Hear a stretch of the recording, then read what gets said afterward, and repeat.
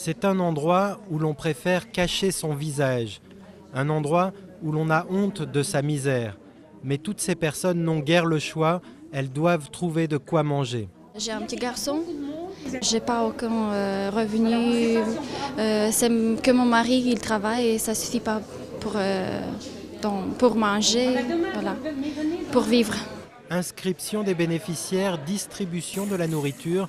Ils sont une douzaine de bénévoles à travailler dans ce centre parisien des Restos du Cœur. Et vous avez droit à 4 steaks. Vous en voulez pas? D'accord.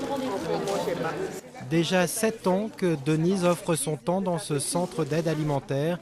Ces dernières années, elle n'a cessé de voir la file d'attente s'allonger. Là, c'est l'ouverture. Bon, on ne peut pas se rendre compte, mais après, au cours de la campagne, on se rend compte qu'il y a de plus en plus de monde. Des familles avec des enfants, des personnes seules aussi. Dernièrement aussi, de plus en plus de personnes âgées et de travailleurs dits pauvres.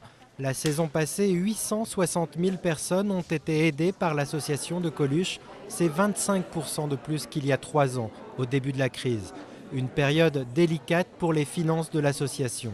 Il y a une tentation forte de réduire les subventions aux associations, de réduire ou d'amputer le dispositif fiscal, le fameux dispositif Coluche. Ce serait le plus mauvais calcul, parce qu'au moment où nos associations ont de plus en plus besoin d'aide et de moyens pour aider un nombre croissant de personnes, leur réduire leurs ressources, ce serait les mettre dans une impasse. Qui peut faire beaucoup plus avec beaucoup moins ?